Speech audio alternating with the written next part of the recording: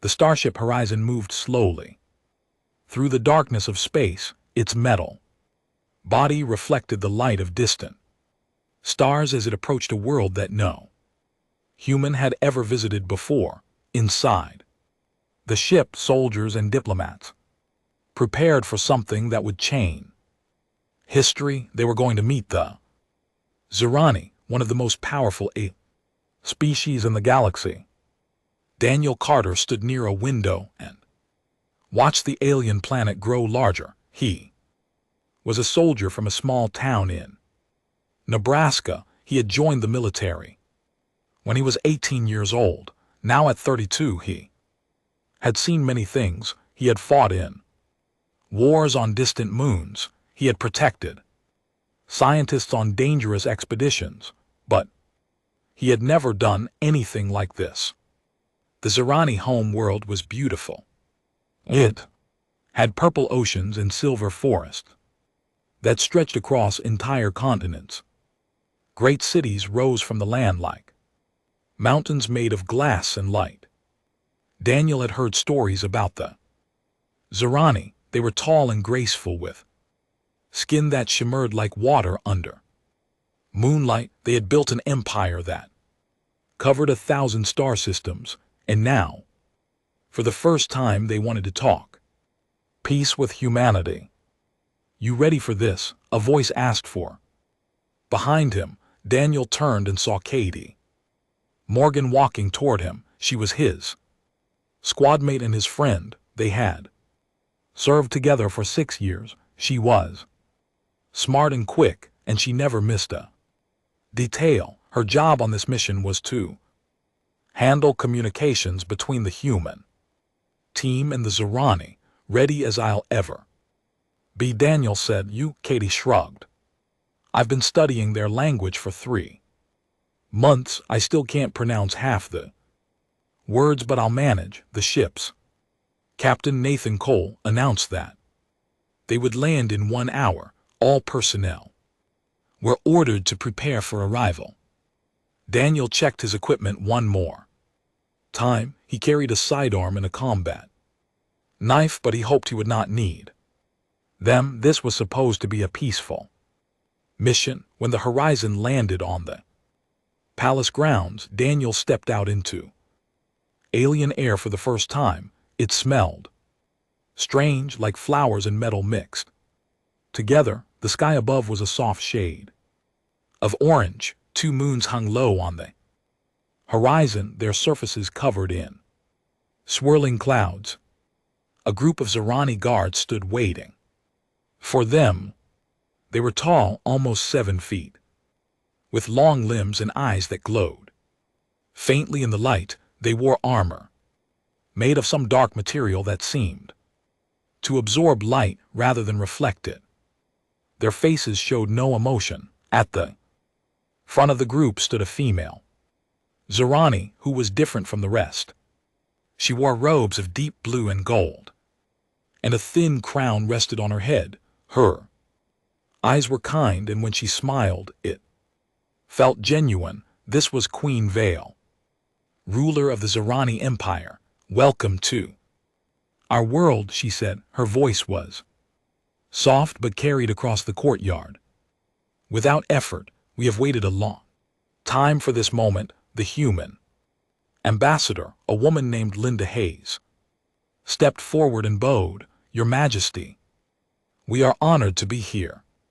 Earth hopes this summit will begin a new era of friendship between our peoples." Queen Vale nodded. "As do we. Humanity is young among the stars, but we have watched your progress with great interest. You are a species of courage and determination. We believe you will go far." Daniel listened quietly. He was not important enough to speak at such moments. His job was to watch and protect, so he watched and he noticed something strange. Behind the queen stood her royal guards led by a tall Zirani with sharp features and cold eyes. His name, Daniel would later learn, was Commander Relix. While the queen spoke words of welcome and hope, Relix said nothing. his face was like stone, but his eyes moved, constantly watching the humans with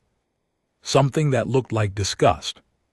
Daniel leaned toward Katie and whispered, "That one doesn't look happy to see us." Katie glanced at Realox and then back at Daniel. "He's probably just formal. Different cultures show respect in different ways, maybe," Daniel said, but he did not believe it. The opening ceremonies took place in a great hall inside the palace.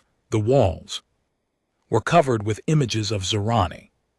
History, battles fought, worlds conquered, enemies defeated. Daniel stood at the edge of the room with the other human soldiers while diplomats from both species exchanged gifts and speeches. Queen Vale spoke about unity.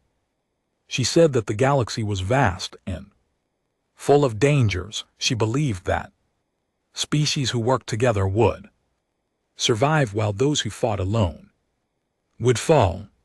She looked at the humans with warmth in her eyes. "We do not see you as lesser beings," she said. "We see you as partners, as friends, and perhaps one day as family." The humans in the room clapped politely. Some of the Zorani did the same, but Daniel noticed that Realox and several of his guards did not move. They stood like statues, their faces blank.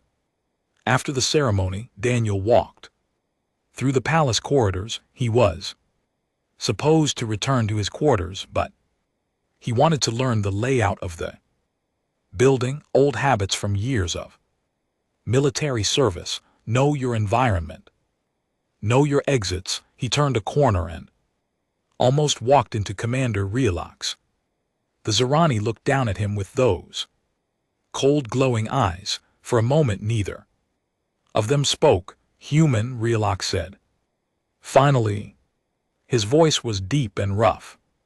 "You wander far from your group." "Just stretching my legs," Daniel said. He kept his voice calm and friendly. "Beautiful palace you have here." Realox did not smile. "Our palace has stood for 10,000 years. It has seen the rise and fall of empires. It will stand long after your species is forgotten." Daniel felt a chill run down his spine, but he did not show it. "I'm sure it will," he said. "Have a good evening, Commander." He walked past Realox without looking back, but he could feel the alien's eyes on him the whole way. That night, Daniel lay in his bunk and stared at the ceiling. Something was wrong here. He could feel it in his bones. The queen seemed honest and kind, but there was darkness in her court, and Commander Realox stood at the center of it. Daniel did not know what would happen next, but he made himself a promise. If trouble came, he would be ready. Outside his window, the twin moons of the Zorani home world rose slowly into the orange sky. Somewhere in the palace, plans were being made, secrets were being whispered, and the fate of two species hung in the balance. Daniel closed his eyes and tried to sleep, but sleep did not come easily. That night, 2 days passed without incident. The peace talks moved forward slowly, as such things always do. Diplomats argued over words and meanings. They debated trade agreements and border territories. Daniel found most of it boring, but he stayed alert. His feeling of unease had not gone away. On the second night, he was standing guard outside the human quarters when Katie found him. Her face was troubled. "Something weird is going on," she said quietly. "I've been monitoring Zorani communications as part of my job. Most of it is normal stuff, but in the last few hours there's been a lot of encrypted traffic between the royal guards." Daniel frowned. "Encrypted? Why would palace guards need secret communications?" "Exactly," Katie said. "I can't crack the encryption, but the volume alone is strange. It's like they're coordinating something before Daniel could respond. The lights went out, emergency lights, flickered on a moment later, casting everything in a dim red glow.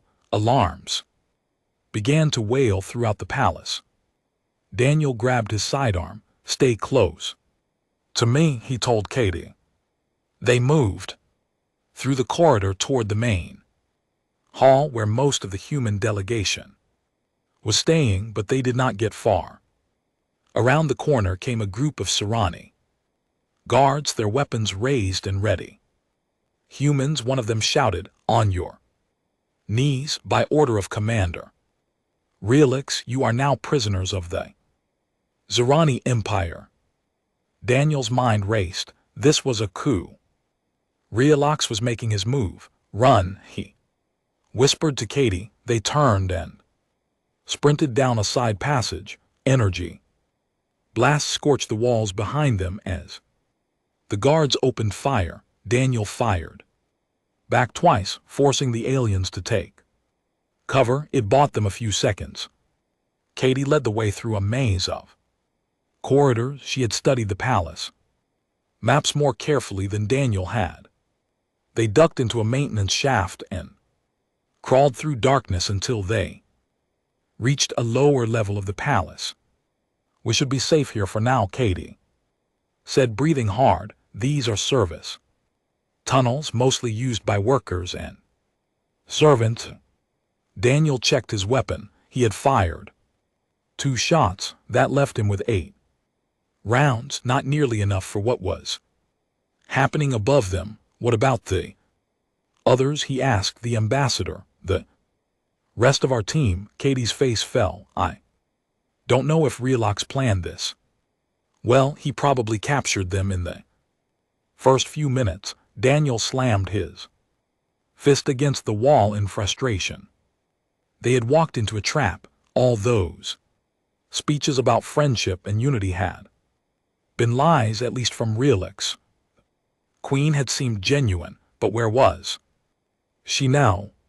Katie pulled out a small communication device and began working on it. I'm trying to reach the horizon, she said, but something is jamming our signals. Relix must have control of the communication towers. For the next hour they moved carefully through the tunnels and listened to what was happening above. The sounds of fighting grew quiet. Then came the announcements. Commander Relix's voice echoed through the palace speakers. Citizens of the Zerani Empire, he said, tonight we have taken back our destiny. Queen Vale has betrayed our people. She invited the humans, weak, primitive creatures, into our sacred home. She planned to give them our technology, our secrets, our future. Daniel felt sick listening to the lies, but we have stopped her. Relix continued. The Queen is now in custody. The human invaders have been captured. Tomorrow at dawn, Vale will face justice for her crimes, and the humans will be sent back to their little planet with a message. The Zerani bowed to no one. The announcement ended. Silence filled the tunnels. Katie looked at Daniel with fear in her eyes. He's going to kill her, she said. Queen, he's going to execute her in front of everyone. Daniel nodded. Slowly, his jaw was tight. His hands were steady. Not if I can stop him, he said. Katie grabbed his arm. Daniel, listen to me. This is not our fight. We're soldiers, not heroes. Our job is to survive and get back to the ship. If we can reach the horizon, Captain Cole can send a message to Earth. We can bring help. There's no time for that, Daniel said. You heard him, Dawn. That's only a few hours away. So what are you going to do? Storm the palace alone? Fight through hundreds of guards? You'll die. Daniel was quiet for a moment. He thought about his life. He thought about all the times he had followed orders, done his job, and stayed safe. He thought about the queen and the kindness in her eyes. She had trusted the humans. She had called them friends. Maybe I'll die, he said.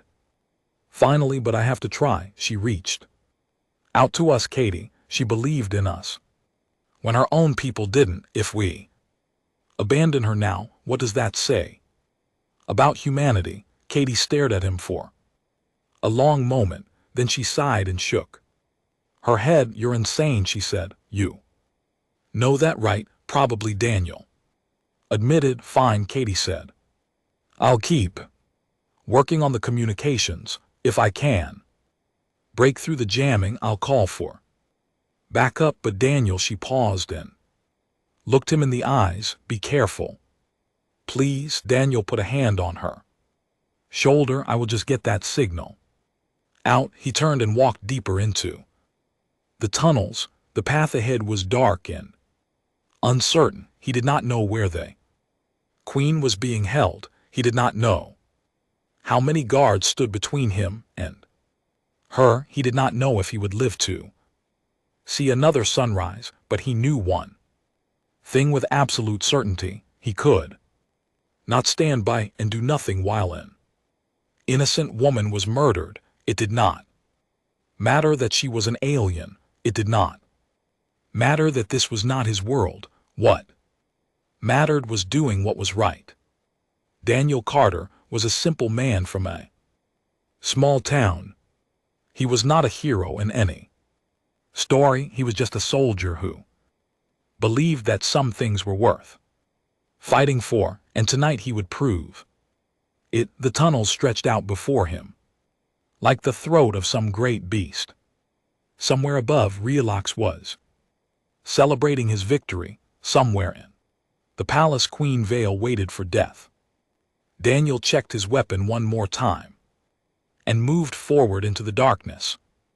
Daniel moved through the tunnels like a ghost. He kept his footsteps light and his breathing quiet. Every shadow could hide an enemy. Every sound could mean discovery.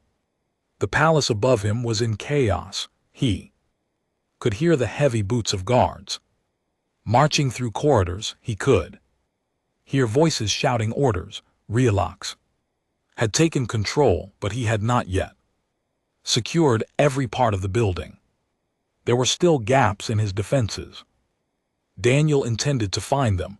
After an hour of careful movement, Daniel came to a junction where several tunnels met. He stopped and listened. Water dripped. Somewhere in the distance, the air smelled of metal and old stone. Then he heard something else, soft footsteps. Someone was coming. Daniel pressed himself against the wall and raised his weapon. A figure emerged from the darkness, small and thin, with the shimmering skin of a Zorani. But this was not a guard. It was a young female, barely more than a child, wearing the simple clothes of a palace servant. She saw Daniel and froze. Her eyes went wide with fear. Please, she whispered. Please don't hurt me. Daniel lowered his weapon slowly. I'm not going to hurt you, he said. I'm trying to help. Do you know where they're keeping the queen? The young Zorani stared at him. For a long moment, she seemed to be deciding whether to trust him. Finally, she nodded. I am El, she said. I served in the queen's chambers. When the guards came, I hid. I have been moving through these tunnels ever since. Can you take me to her? Daniel asked. Elith hesitated. The queen is being held in the lower detention level. It is heavily guarded. Commander Realox has placed his best warriors there. I don't care how many guards there are, Daniel said. I need to reach her before dawn. She looked at Daniel with a mixture of confusion and wonder. You would risk your life for our queen? She asked. But you are human. You are not one of us. Daniel thought about the question.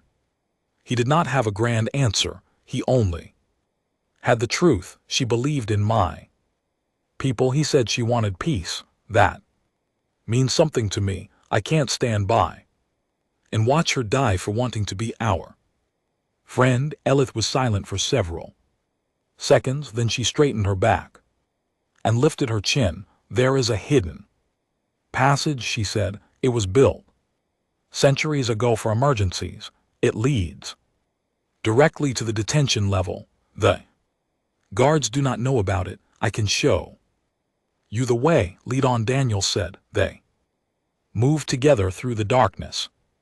Elith knew the tunnels well. She had grown up in this palace and had explored its secrets since childhood. She led Daniel through narrow passages that twisted and turned like the coils of a snake.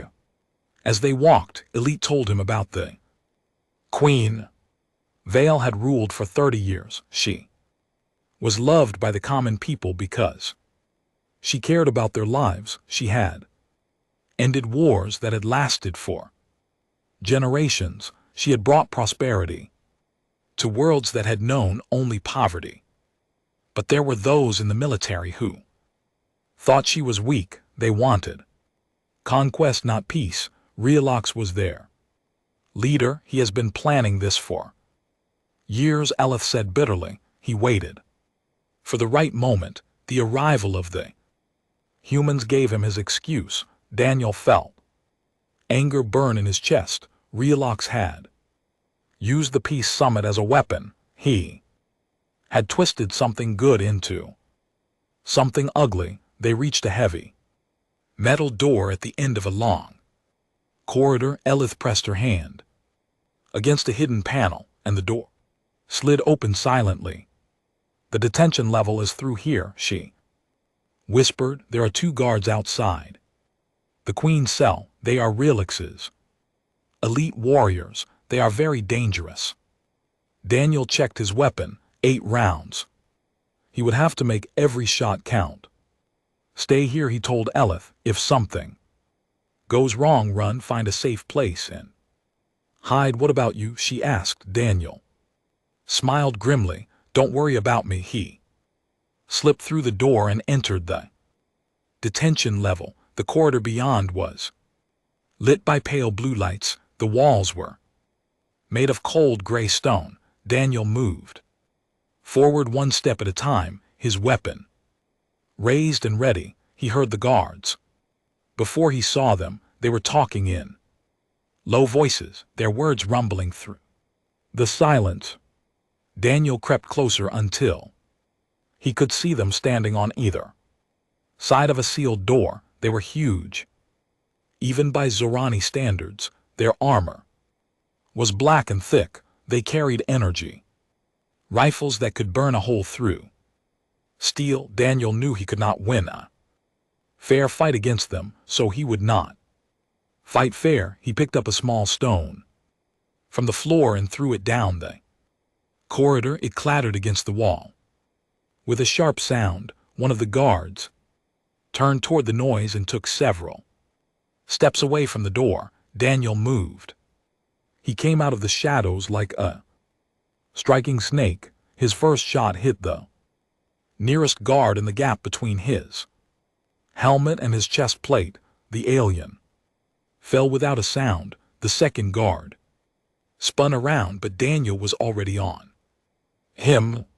He ducked under the rifle and drove his combat knife into the weak point beneath the alien's arm. The guard roared in pain and swung a massive fist at Daniel's head. Daniel rolled away, but the blow caught his shoulder and sent him crashing into the wall. Pain exploded through his body. The guard advanced, bleeding but still dangerous. Daniel raised his pistol and fired. Twice. The first shot missed. The second found its target. The guard collapsed at his feet. Daniel lay on the floor for a moment, gasping for breath. His shoulder screamed with pain, but he was alive. And the door to the Queen's cell was now unguarded. He pulled himself up and limped to the door. The control panel glowed with alien symbols. Daniel had no idea how to open it. Then he remembered the guard's access key. He searched the fallen warrior and found a small device. Clipped to his belt, the door slid open. Queen Vaili stood inside, her wrists bound in glowing chains. Her face was bruised and her robes were torn, but her eyes were clear and strong. When she saw Daniel, her expression changed from despair to disbelief. "You," she breathed, "the human soldier, how is this possible?" Daniel stepped forward and began working on her chains. "No time to explain," he said. "We need to move. Dawn is coming." Vale asked. Her voice was barely a whisper. "Why would you do this for me?" Daniel looked into her eyes. For a moment the universe seemed very simple. "Where I come from," he said. "You don't abandon someone who reached out in friendship." The chains fell away. The queen was free.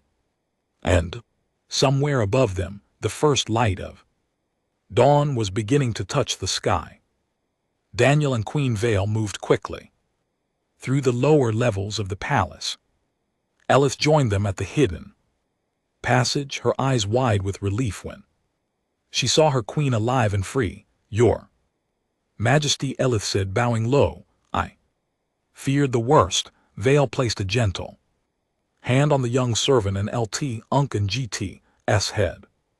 "Your loyalty warms my heart, child, but we are not safe yet. Realox has many soldiers. We must find allies." They traveled through the maintenance tunnels, avoiding the main corridors where guards patrolled. Daniel's shoulder throbbed with every step, but he pushed the pain aside. There would be time to rest later if they survived.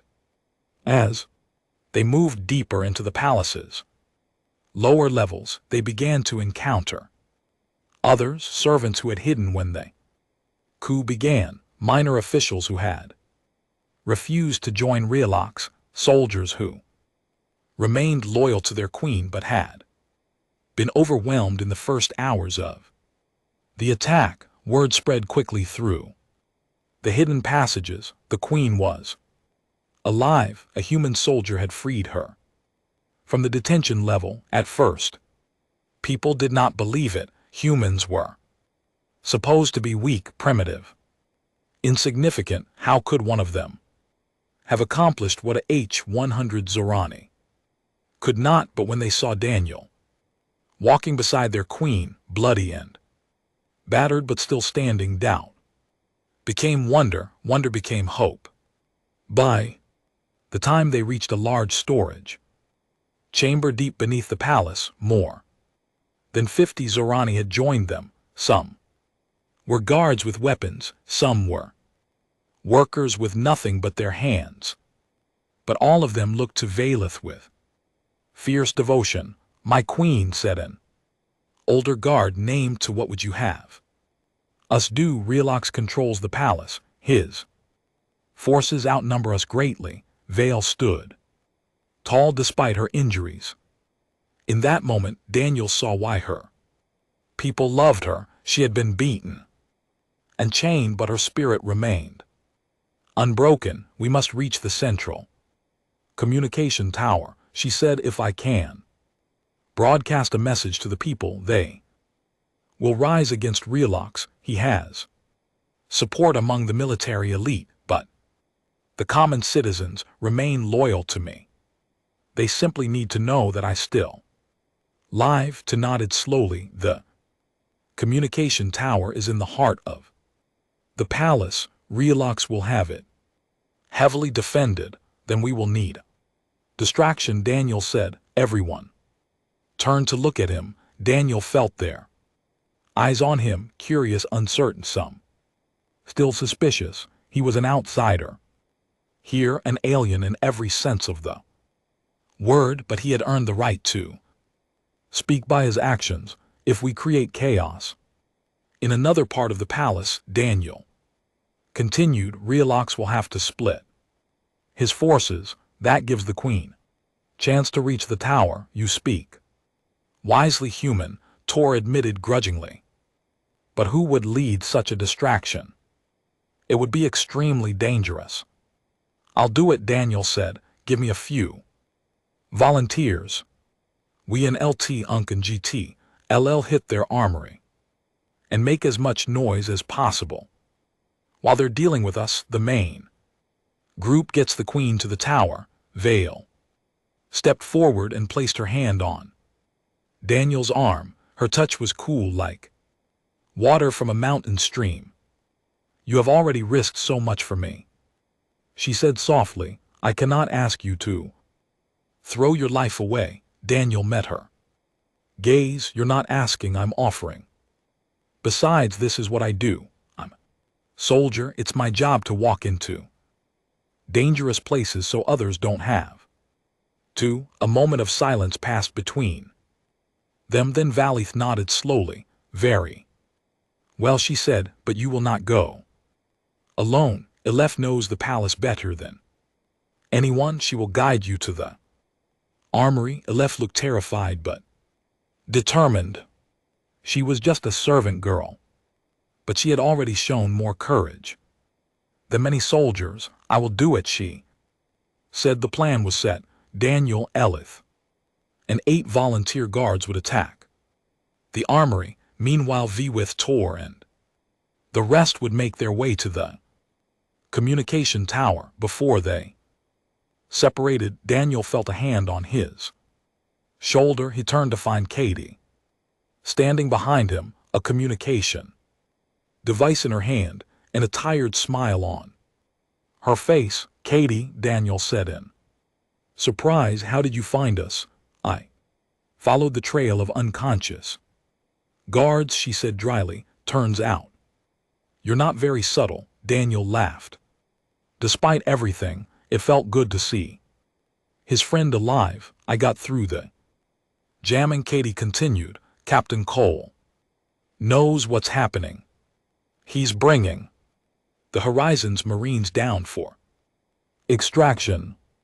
But there's a problem. There's always a problem. Daniel sighed. The captain says landing troops on a sovereign world without permission could start a war. He needs authorization from someone in the Zerani government, someone with real authority. Everyone looked at Valith.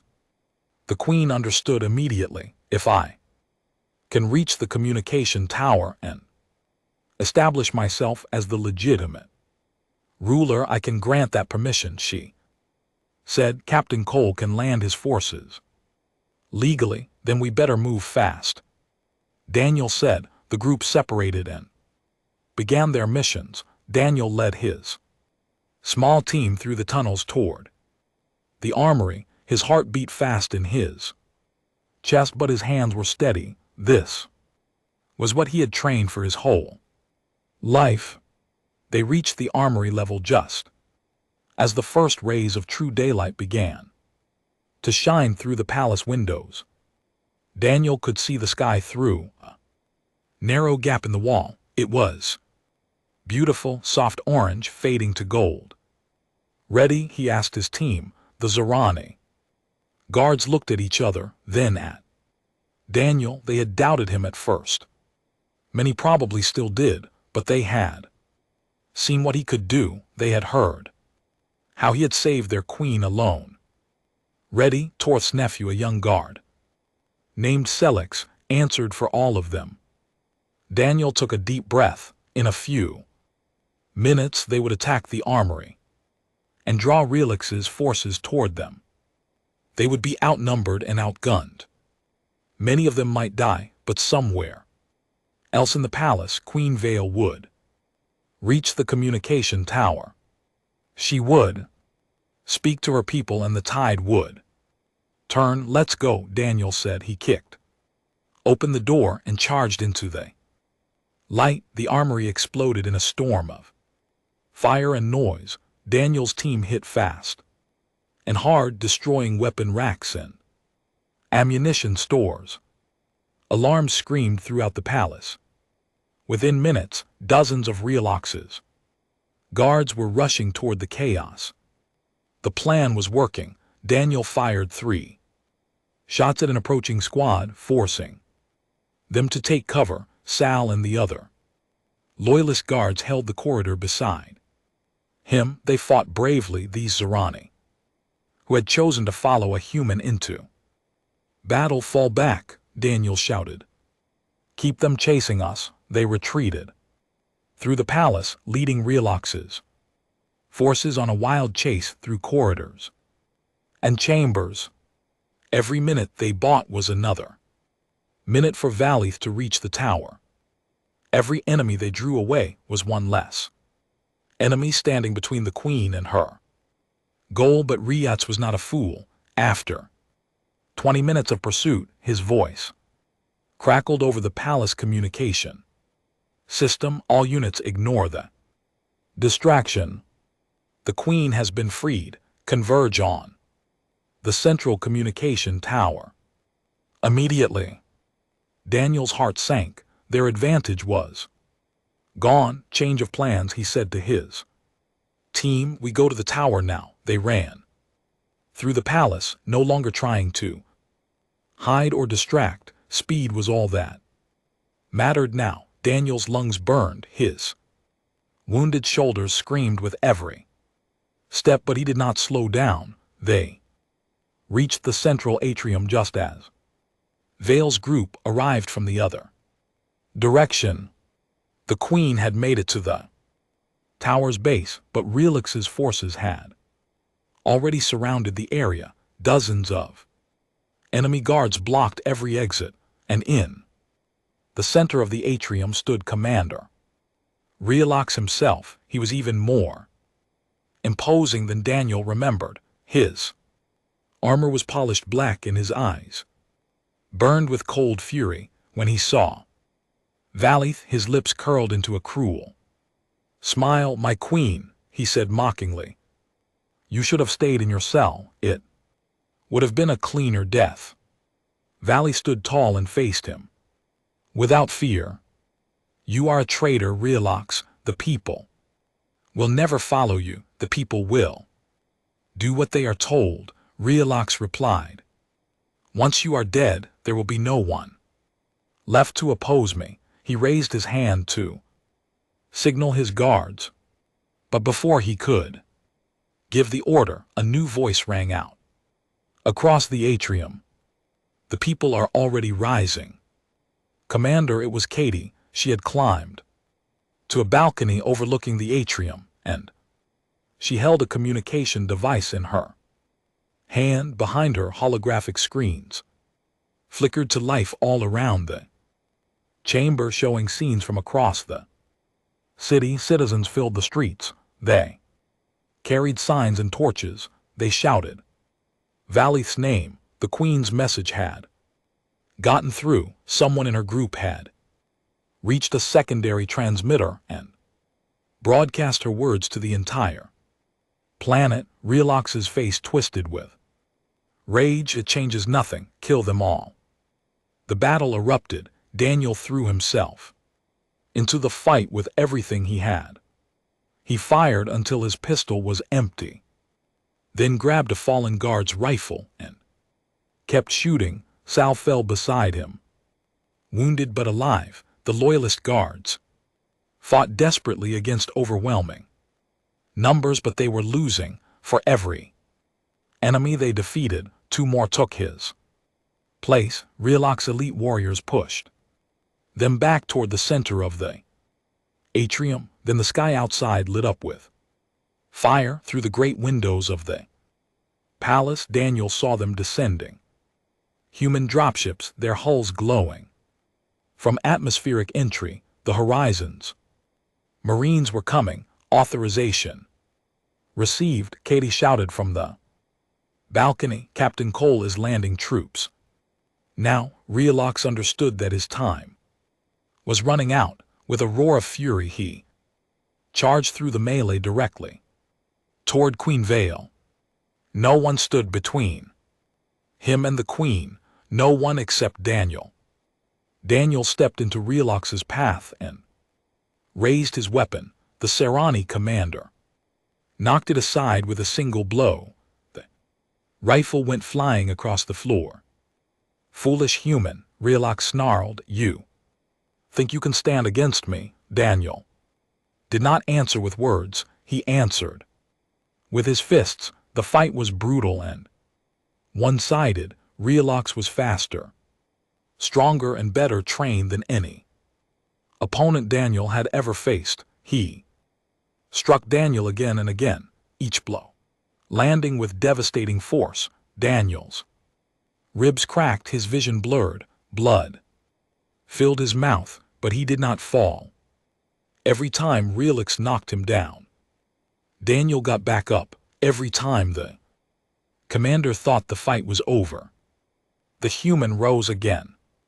The watching Serani, both loyalist and traitor, stared in disbelief. No one had ever seen such determination. No one had ever seen such refusal to surrender. R'lyeh began to hesitate for the first time. Doubt flickered in his cold eyes. "Why won't you die?" he demanded. Daniel spat blood onto the floor and raised his fist. "Because I made a promise," he said through broken teeth. "And where I come from, we keep our promises." He lunged forward one final time. R'lyeh swung at him, but Daniel was ready. He ducked under the blow and grabbed the commander's arm. Using the last of his strength, he twisted and threw R'lyeh off balance. Before the alien could recover, Daniel drew his combat knife and pressed it against the commander's throat. The atrium fell silent. Everyone stopped fighting. Daniel stood over the fallen commander, his body broken but his spirit undefeated. R'lyeh's guards lowered their weapons slowly. Their leader had been beaten by a single human. The will to fight drained out of them like water from a cracked vessel. Queen Vale walked forward through the stillness. She looked at R'lyeh with cold contempt. "Commander R'lyeh," she said, her voice carrying across the atrium, "I strip you of your rank and your honor. You will answer for your crimes before the people you betrayed." Guards loyal to the queen stepped forward and took R'lyeh into custody.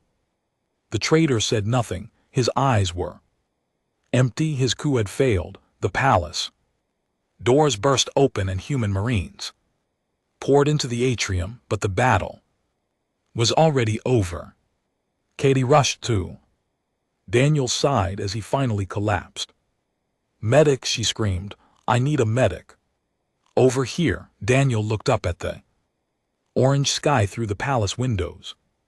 The twin moons were fading in the morning light. Somewhere in the distance, he could hear the people of the capital city cheering. He had done it. Against all odds, he had kept his promise. As medical personnel surrounded him, Daniel felt a cool hand touch his face. Queen Vale knelt beside him, tears glistening in her ancient eyes.